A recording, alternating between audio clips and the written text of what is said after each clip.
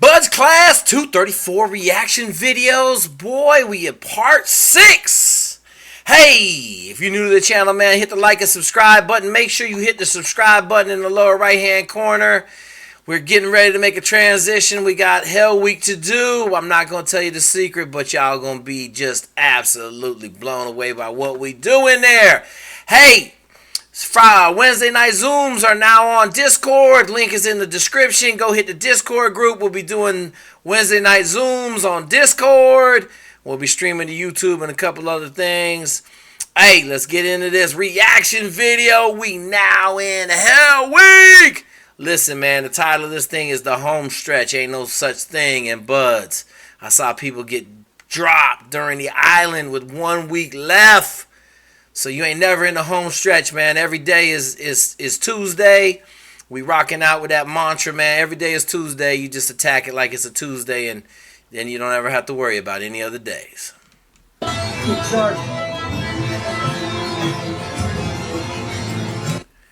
Alright, so let me say this. Third phase may be the most dangerous part of basic underwater demolition school. Meaning that you can blow yourself up, you can shoot yourself, you can shoot somebody else. You got a lot of stuff going on. But I'm going to tell you this. Most of the people that die in SEAL training die in the first two phases. Either in something in first phase in the swimming pool or the second phase in the swimming pool. The two deaths that we had in class 218 right behind us were both swimming pool accidents in first phase. So I don't know. I know somebody got shot. Michael Murphy shot somebody in third phase, but that's a very rare occurrence. Doesn't happen very often. There's a lot of safety involved in third phase, so it might be the most dangerous part. But if you're looking to die, you probably exit in stage left during first or second phase. Okay, the line is high. There's really no transition between second and third phase. We did the 5.5 last Thursday, and then Friday morning we were in third phase. There's really no time to think about it. Class 234 begins third phase, tired but eager to train. 2, 1. So here's one of the things I tell all my guys going into third phase. Your job in third phase is not to shoot a lot. It's not to run bullets. It's not to get hot on the trigger. Your job in third phase is not to get any safety violations, and you do that by limiting how much you shoot, how much your gun is off safe, and just making sure that you always safe at all times. Safety violations will get you thrown out quick. Today, the emphasis is on weapon safety and proficiency with the M4 rifle. Safety is the rule. One mistake here can be deadly. The job is very dangerous. Your magazine low. All right, is that working? Any instructor out here can recall numerous times where it's been life and death. We train very hard. We almost train harder than we would on deployment. We train how we fight. It's very serious, it's very realistic, and it is very dangerous. I've lost friends in training. It's a dangerous job. Very dangerous. Qualifying to shoot accurately and safely under timed scenarios will include passing a timed weapons assembly test while identifying every moving part. Are you lollipopping this thing? Yes. Okay. Lollipopping is when you take your front sight post and this is your target. Let's go 3. You want to take it so it's right here and it looks like a lollipop with your front sight post is the stick and this is the head of the lollipop. Makes a better sight picture and you can compensate with your sights moving it up and down so that when you shoot, even though you're aiming here, your bullet will actually impact in the center of the target. The philosophy in Buds is the training's never over. It's not over after you make it through first phase. Certainly not over after you make it through dive phase. And you get to third phase, a lot of your SEAL core training is just beginning. As far as, like I said, demolition tactics, land warfare. You get a feel of seriousness real quick, and just the mood of the instructors and everybody around it. You know that you better lock it on and pay attention, and know what the heck you're doing because it's dangerous stuff. So one of the things that a lot of people don't understand, when you get to the SEAL teams, everything is training. You are always in a training cycle for the most part. You're going to schools. For me, dive soup, jump master, a whole bunch of other things. Like, you're always going to schools. So the fact that you're in third phase and now they're trying to teach you, they're evaluating whether you can learn and how fast you can learn and how fast you can pick new things up and how fast you can become proficient at a new skill. Because when you get to the SEAL teams, man, you learning on the fly all the time. One of the biggest sayings we have in the SEAL teams is we're quick to become experts in any field. Quick. I mean, I'm talking about days. You know, if it's super complicated, it may take a week.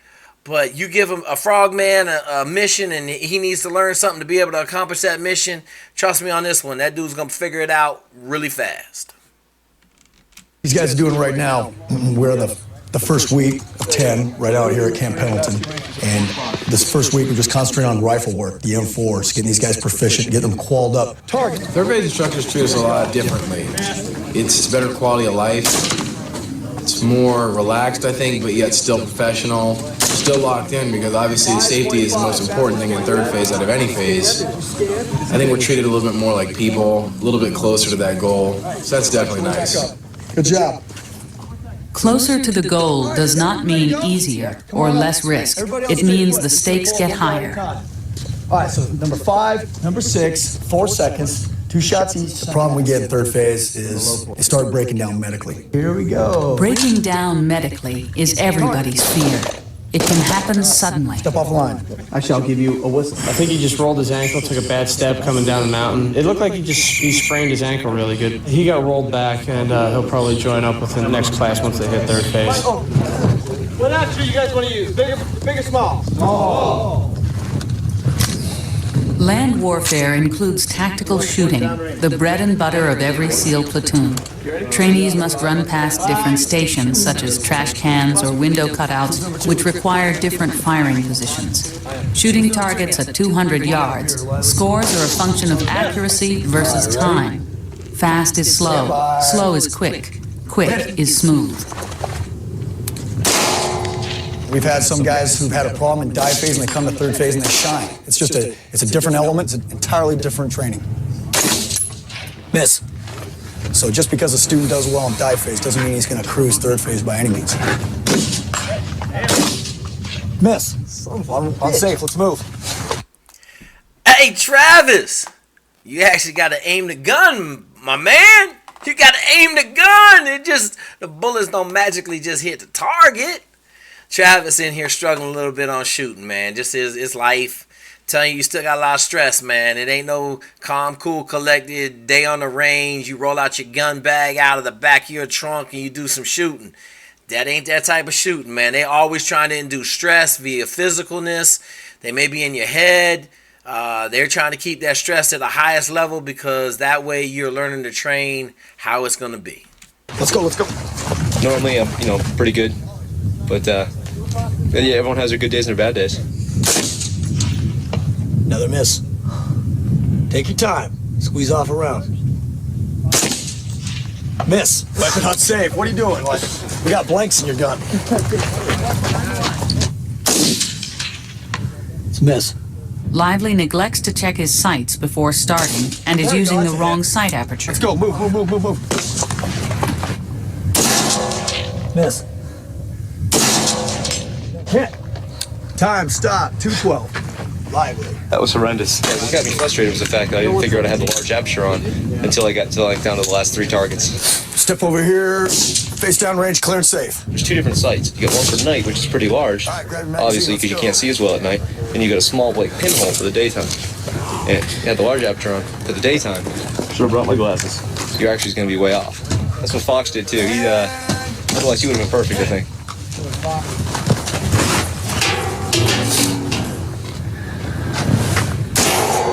Miss.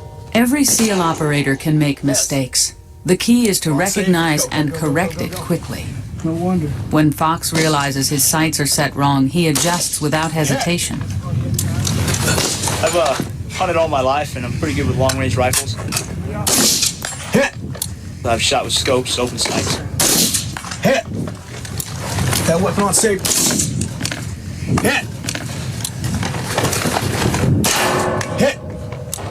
Time stop. 109. Face down range, clear and safe. Damn thing was on the large aperture. Nice going. I'm being sarcastic, Fox. How's this ever working for you? It's pretty easy. It's fun. Wish I'd had something like this back home. Tell me what your time was. It was 129. You were moving pretty good, like it was Kentucky time, Missouri time out there. Yeah, pretty good. I'd have done a lot better if I'd had that aperture put down, but you know, excuses are like. You adjusted though, right? Yeah, I did. I did adjust. And I hit every one of them after that.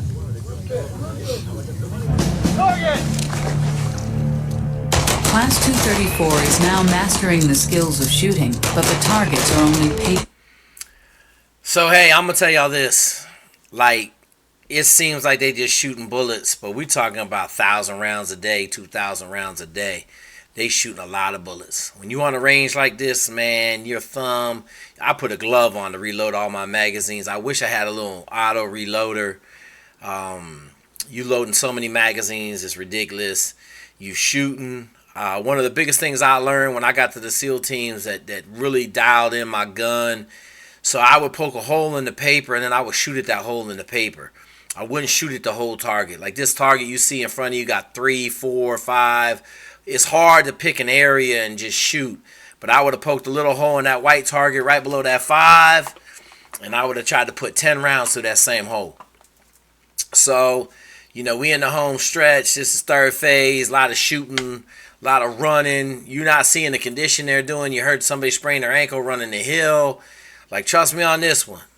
It may seem like they laying around on the range.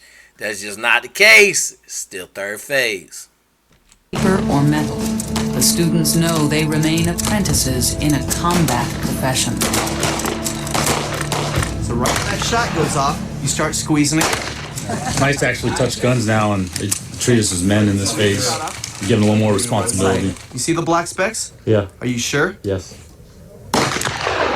Is your left and your right arm? SEAL instructors do not let the class celebrate anything short of excellence. Chira qualifies after 2 failures, but is dropped down for not doing it right the first time. Hey, Chira. So this is interesting. One of the things you just saw in that little clip right there, there's a lot of guys' guns popping up.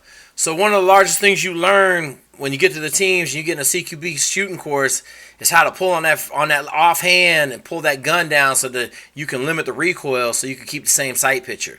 It seems like something really minuscule, but if you want follow-on shots to hit targets, you got to be grinding on that front hand or on the offhand to pull that gun down to limit the amount of recoil that you have so that the sight picture doesn't change.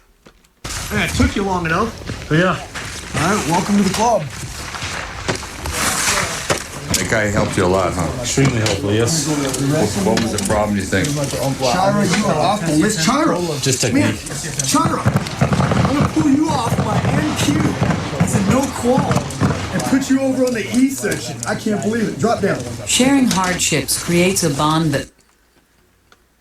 Hey, anything that happens that's good, drop down. Hey, you banging out 50 push-ups in third phase, my man. 50 push-ups. It's just comedy to me, man. Drop down. Many envy, and few will ever understand. See, the only way you can tell me and Car apart right now? He's wearing a jacket. He's wearing, no, he's got a jacket on. But no, it's all camouflage. Y'all, it's the same. That doesn't count. But he's a lefty.